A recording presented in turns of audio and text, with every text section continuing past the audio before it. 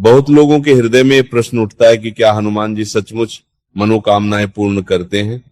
कोई कहता है कि वो वर्षों से हनुमान चालीसा, बजरंग बाण और हनुमान जी की विभिन्न स्तुतियों का पाठ कर रहा है, प्रतिदिन घंटों जप करता है, फिर भी उसकी इच्छाएं पूर्ण नहीं हुई। ऐसे में मन में संशय उत्पन्न होना स्वाभाविक है। इस विषय में सत्य को सरल और सहज भाषा में समझना आवश्यक है। सबसे पहले ये जान लीजिए कि हनुमान जी मनोकामनाएं पूर्ण करते हैं। वे केवल इच्छाओं को ही पूर्ण नहीं करते, बल्कि भक्त के जीवन को भी सार्थक बना देते हैं। समस्या प्रभु में नहीं होती, साधना के भाव में होती है। जब भक्ति केवल फल प्राप्त करने के लिए की जाती है, तब वो व्यापार बन जाती है, और जब वही भक्ति प्रेम, श्रद्धा और समर्पण से की जाती है, तब वो साधक को प्रभु के चरणों तक पहुंचा देती है। आध्यात्मिक मार्ग पर चलने वाले महायोगियों ने सदैव यही उपदेश दिया है कि देवी देवताओं को बाहर खोजने की आवश्यकता नहीं है। उनका कोई स्थूल पता नहीं होता, वे स्वयं अपने सच्चे भक्त को खोज लेते हैं। साधक को केवल शांत होकर अपने भीतर उतरना होता है और अपने मन को रिक्त करना होता है। जब मन अहंकार, संशय और अपेक्षाओं से मुक्त हो जाता है, तब वह ईश्वर की कृपा का पात्र बनता है। जैसे मंदिर में प्रवेश करने से पूर्व जूते बाहर उतार दिए जाते हैं, वैसे ही साधना के मार्ग पर चलने से पहले अहंकार और तर्क को बाहर छोड़ना पड़ता है। जब साधक स्वयं को बीच से हटा देता है, तब उसके भीतर ग्राह्यता उत्पन्न होती है। उसी क्षण से ईश्वरीय अनुग्रह का प्रवाह प्रारंभ हो जाता है।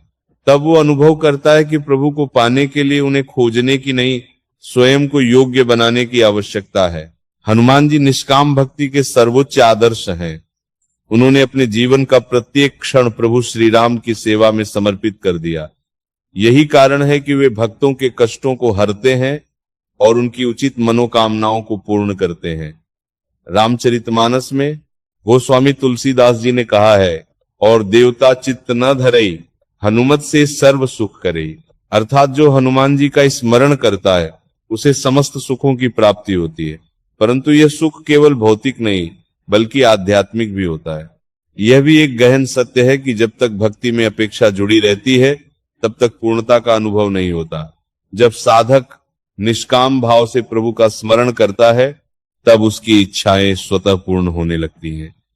और एक समय ऐसा आता है जब वह मांगना ही छोड़ देता है, क्योंकि उसे अनुभव हो जाता है कि प्रभु के चरणों में ही सब कुछ समाहित है। कबीर साहब ने भी इसी सत्य को व्यक्त करते हुए कहा है, प्रेम गली अति सांकरिता में दो न समाये। जहां प्रेम होता है, वहां अहंकार और स्वार्थ का स्थान नहीं होता। जब हृदय में सच्चा प्रेम जागृत होता है, तब ईश्वर स्वयं प्रकट हो जाते हैं।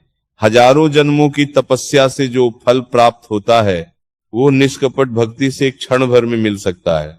हनुमान जी की कृपा से ही श्री राम की कृपा प्राप्त होती है। जब हनुमान मिलते हैं, तब राम मिलते हैं, और जब राम मिलते हैं, तब जीवन के सभी संशय और दुख समाप्त हो जाते हैं। यही भक्ति का परम फल है, यही शास्त्रों का सार है, और यही संतों की वाणी का संदेश है। इसलिए जप की संख्या पर नहीं, भाव की गहराई पर ध्यान दीजिए। श्रद्धा, विश्वास और समर्पण के साथ हनुमान चालीसा का पाठ कीजिए। फल की चिंता छोड़कर प्रभु के चरणों में स्वयं को अर्पित कर दीजिए। जब साधक का हृदय निर्मल हो जाता है, तब हनुमान जी स्वयं उसके जीवन में प्रकट होकर उसका मार्गदर्शन करते हैं। जहां भक्ति है, वहां कृपा है। जहां समर्पण है, वहां सिद्धि है। और जहां हनुमान जी की कृपा है, वहां श्री राम की प्राप्ति निश्चित है। यही सनातन सत्य है, यही आध्यात्मिक जीवन का सार है, और यही भक्ति का परम रहस्य है। और जब ये सत्य हृदय में उतर जाता है, तब साधक की दृष्टि बदल जाती है। वो समझ जाता है कि भक्ति कोई सौदा नहीं, बल्कि आत्मा और परमात्मा का मिलन है। जहां स्वार्थ समाप्त होता है, वहीं से सच्ची साधना आरंभ होती है। हनुमान जी के चरणों में समर्पित भक्त को किसी वस्तु की कमी नहीं रहती, क्योंकि वे केवल इच्छाएं ही नहीं, बल्कि जीवन का मार्ग भी प्रशस्त करते हैं। शास्त्रों में स्पष्ट कहा गया है कि ईश्वर तक पहुंचने का मार्ग सरल है, परंतु मनुष्य का मन उसे कठिन बना देता है।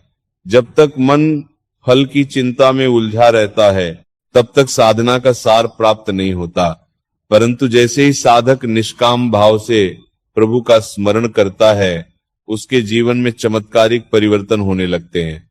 उसकी वाणी में मधुरता, हृदय में शांति और कर्मों में पवित्रता आने लगती है।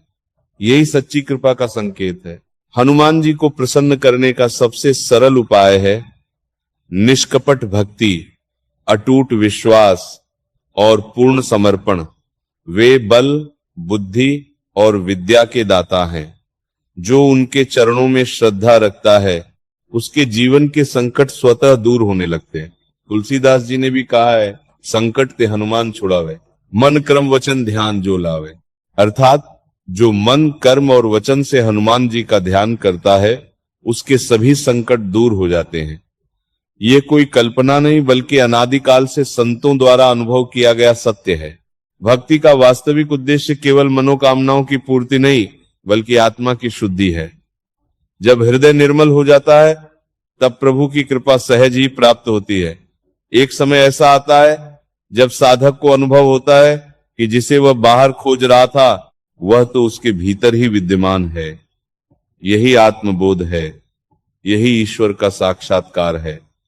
जो साधक इस रहस्य को समझ लेता है, उसका जीवन सफल हो जाता है, उसके सभी संशय समाप्त हो जाते हैं और उसका हृदय आनंद और शांति से परिपूर्ण हो जाता है।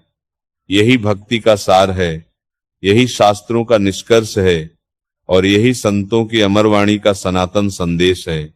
जय श्री राम, जय हनुमान।